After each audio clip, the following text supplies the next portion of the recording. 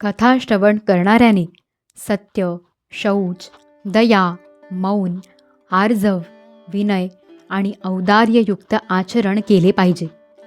दरिद्री, क्षयरोगी, कोणत्याही रोगाने पीडित, अभागी, पापी, पुत्रहीन आणि मोक्षाची इच्छा करणारे यांनीही ही कथा ऐकावी. ज्या स्त्रीचे रजोदर्शन थांबले आहे, जिला फक्त एकच संतान झाले आहे, जी वांझ आहे, जिचे संतान जिवंत राहत नाही किंवा जिचा गर्भपात होतो, अशा स्त्रियांनी प्रयत्नपूर्वक ही कथा ऐकावी. वरील सर्वजण जर नियमांचे पालन करून कथा ऐकतील तर त्यांना अविनाशी फल प्राप्त होऊ शकते. ही सर्वात उत्तम दिव्य कथा कोट्यवधी यज्ञांचे फळ देणारी आहे. अशा प्रकारे नियमांचे पालन करून नंतर या व्रताचे उद्यापन करावे. ज्याला विशिष्ट फलप्राप्तीची इच्छा असेल त्याने गोकुळाष्टमी व्रताप्रमाणे याचे उद्यापन करावे. परंतु जे भगवंतांचे निष्कांचन भक्त आहेत त्यांना उद्यापन करण्याचे बंधन नाही. ते निष्काम भगवत भक्त असल्याने केवळ श्रवणानेच पवित्र होतात. या प्रकारे जेव्हा सप्ताह यज्ञाची समाप्ती होईल तेव्हा श्रोत्यांनी अत्यंत भक्तिपूर्वक ग्रंथ आणि वक्ता यांची पूजा करावी. नंतर वक्त्याने श्रोत्यांना प्रसाद व तुळशीच्या माळा द्याव्यात आणि सर्वांनी मृदंग, झांज यांच्या सुंदर गजरात भगवत कीर्तन करावे. जय जयकार, नमस्कार आणि शंखनाद करावा. तसेच ब्राह्मण आणि याचक यांना धन आणि अन्न द्यावे. श्रोता विरक्त असेल तर त्याने या कर्माच्या समाप्तीसाठी दुसऱ्या दिवशी गीता पठण करावे. गृहस्थाने हवन करावे.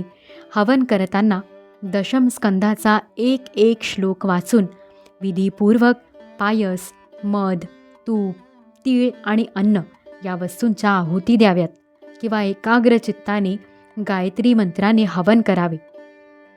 कारण खरे पाहू जाता हे महापुराण गायत्री स्वरूपच आहे. होम हवन करण्याचे सामर्थ्य नसेल तर कथा श्रवणाचे फल प्राप्त करण्यासाठी ब्राह्मणांना हवन सामग्री दान करावी.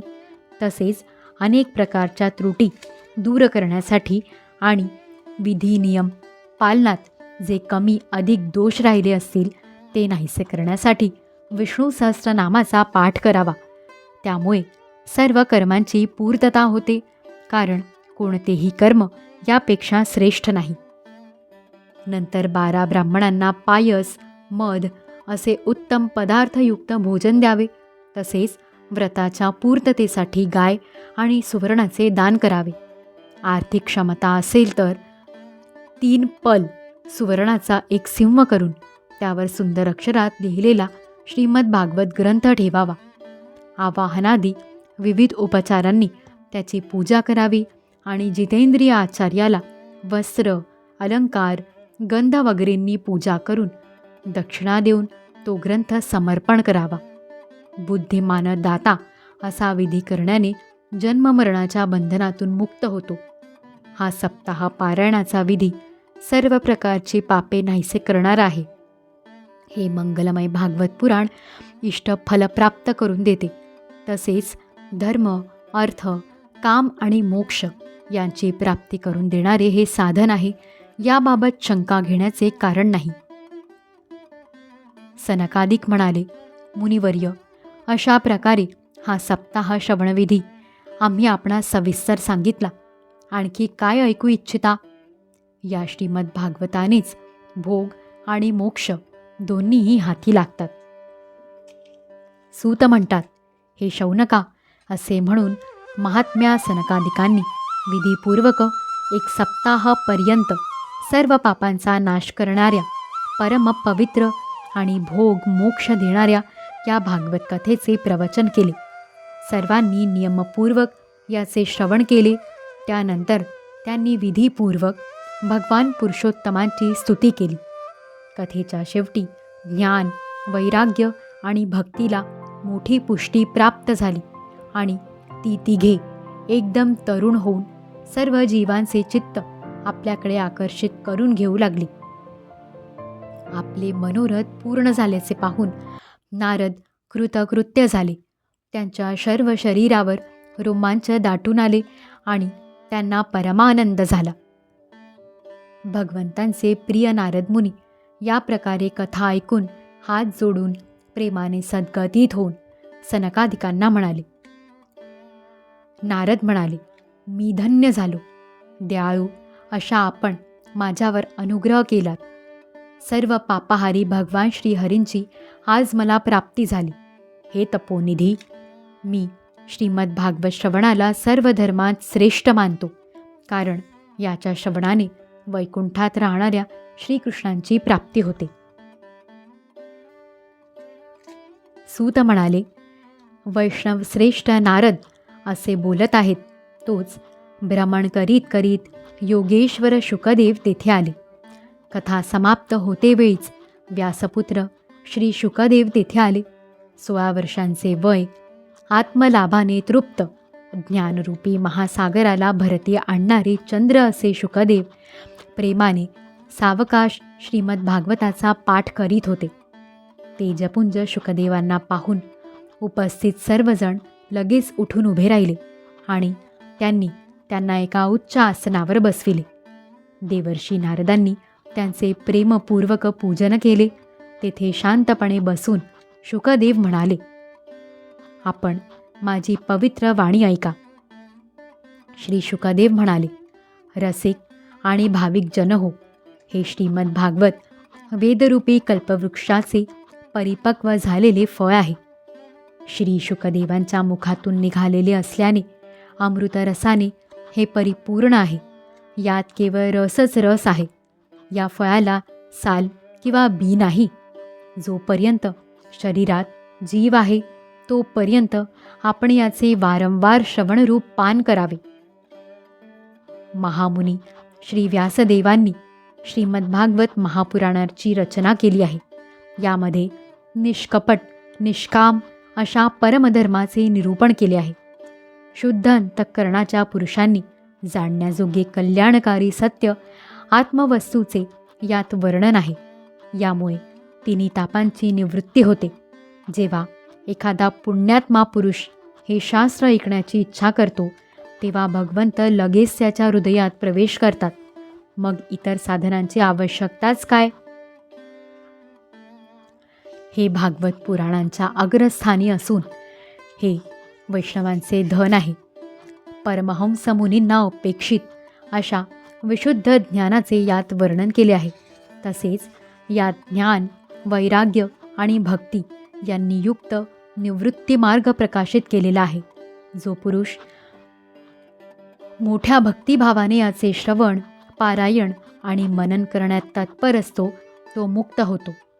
हे भाग्यवान श्रोत्यांनो, हा रस स्वर्गलोक, सत्यलोक, कैलास व वैकुंठातही नाही. म्हणून तुम्ही याचे यथेच्छ पान करा. यापासून मुळीच परावृत्त होऊ नका. सूत म्हणाले, श्री शुकदेव याप्रमाणे सांगत होते तोच तेथे प्रल्हाद, बली, उद्धव, अर्जुन आदी भक्तांसहित साक्षात श्रीहरी प्रगट झाले. तेव्हा देवर्षी नारदांनी भगवंत आणि त्यांचे भक्त यांचे यथोचित पूजन केले. भगवंतांना प्रसन्नचित्त पाहून देवर्षी नारदांनी त्यांना एका विशाल सिंहासनावर बसविले आणि सर्व लोक त्यांचे समोर त्यावेळी संकीर्तन करू लागले. ते संकीर्तन पाहण्यासाठी पार्वतीसह भगवान शंकर तसेच ब्रह्मदेवही आले. त्या संकीर्तनात प्रल्हाद उत्साहाने टाळ वाजवू लागला. उद्धवाने झांजा घेतल्या. देवर्षी नारद वीणा वाजवू लागले. गानविद्येत कुशल असणाऱ्या अर्जुनाने आलाप घेण्यास सुरुवात केली. इंद्र मृदंग वाजवू लागला. सनकादिक अधूनमधून जय जयकार करू लागले.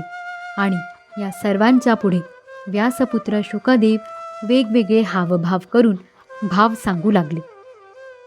या सर्वांच्या मध्ये परम तेजस्वी अशी भक्ती, ज्ञान आणि वैराग्य नटांप्रमाणे नाचू लागले. असे हे अलौकिक संकीर्तन पाहून भगवान प्रसन्न होऊन म्हणाले, मी तुमच्या या कथा कीर्तनाने अत्यंत प्रसन्न झालो आहे. तुमच्या या भक्तिभावाने तुम्ही मला स्वाधीन करून घेतले आहे. तुम्ही माझ्याकडे वर मागा. भगवंतांचे हे बोल ऐकून सर्वजण अत्यंत प्रसन्न झाले आणि प्रेमाने अंतःकरण भरून येऊन भगवंतांना म्हणाले, भगवन, आमची अशी इच्छा आहे की येथून पुढे जेव्हा जेव्हा असा सप्ताह होईल तेथे आपण आपल्या या भक्तांसह अवश्य यावे. आमचा हा मनोरथ पूर्ण करा. तथास्तु म्हणून भगवान अंतर्धान पावले. यानंतर नारदांनी भगवंत आणि त्यांच्या भक्तांच्या चरणकमलांना उद्देशून नमस्कार केला. तसेच शुकदेव आणि अन्य तपस्व्यांनाही नमस्कार केला. कथामृतापानाने सर्वांना मोठा आनंद झाला. त्यांचा सर्व मोह नाहीसा झाला. नंतर ते सर्वजण आपापल्या स्थानी परतले. त्याच वेळी शुकदेवांनी भक्तीला तिच्या पुत्रांसहित आपल्या भागवत शास्त्रात समाविष्ट केले. म्हणून भागवत कथापान केल्याने श्रीहरी वैष्णवांच्या हृदयात विराजमान होतात. जे लोक दारिद्र्याने गांजले आहेत, ज्यांना मायारूपी पिशाचाने जखडून टाकले आहे आणि जे संसार सागरात बुडत आहेत, त्यांचे कल्याण होईल अशी श्रीमद्भागवत सिंहगर्जना करीत आहे. शौनकांनी विचारले, सूत महोदय, शुकदेवांनी राजा परीक्षिताला, गोकर्णाने धुंदुकारीला आणि सनकादिकांनी नारद मुनींना कोणकोणत्या वेळी ही कथा सांगितली, ही माझी शंका दूर करा. सूत म्हणाले, भगवान श्रीकृष्ण स्वधामाला गेल्यानंतर कलियुगाची साधारण 30 वर्षे उलटून गेल्यानंतर भाद्रपद महिन्याच्या शुक्ल नवमीला शुकदेवांनी कथा सांगण्यास प्रारंभ केला. राजा परीक्षिताने कथा ऐकल्यानंतर कलियुगाची 200 वर्षे लोटल्यानंतर आषाढ शुद्ध नवमीपासून गोकर्णांनी ही कथा सांगितली होती. यानंतर कलियुगाची आणखी 30 वर्षे निघून गेली. कार्तिक शुद्ध नवमीपासून सनकादिकांनी ही कथा सांगण्यास प्रारंभ केला. हे निष्पाप शौनका, आपण जो प्रश्न विचारला होता त्याचे मी आपणास उत्तर दिले आहे. या कलियुगात भागवत कथा हे भवरोगावरील रामबाण असे औषध आहे. संतजन हो, आपण मोठ्या आदराने ही कथा श्रवण करावी. ही कथा श्रीकृष्णांना अत्यंत प्रिय, सर्व पापांचा नाश करणारी, मुक्तीचे एकमेव साधन आणि भक्ती वृद्धिंगत करणारी आहे. असे असताना तीर्थयात्रा इत्यादी तरी कशाला पाहिजेत? हातात पाश घेतलेल्या आपल्या दूतांना पाहून यमराजांनी त्यांच्या कानात सांगितले की, हे पहा, जे भगवंतांच्या कथा कीर्तनात एकाग्र चित्त झाले आहेत त्यांच्यापासून दूर राहा. माझ्यात इतरांना दंड देण्याची शक्ती आहे, वैष्णवांना नाही. या असार संसारात विषयरूप विषाच्या आसक्तीमुळेच व्याकुळ बुद्धी झालेल्या पुरुषांनो, आपल्या कल्याणासाठी अर्धा क्षण का होईना त्या शुककथारूप अवीट गोडीच्या अमृताचे प्राशन करा. निंद्यकथांनी युक्त अशा कुमार्गावर कशासाठी भटकता? या कथेचा कानात प्रवेश होताच मुक्ती मिळते, या म्हणण्याला परीक्षित राजा प्रमाण आहे. श्री शुकदेवांनी प्रेमरसाच्या प्रवाहात स्थिर राहून ही कथा सांगितली आहे. या कथेचा कंठाशी संबंध येताच तो पुरुष वैकुंठाचा अधिकारी होतो. शौनका, अनेक शास्त्रांचा अभ्यास करून मी हे परमगुह्य आत्ताच तुला सांगितले. सर्व शास्त्रांच्या सिद्धांतांचे हे सार आहे.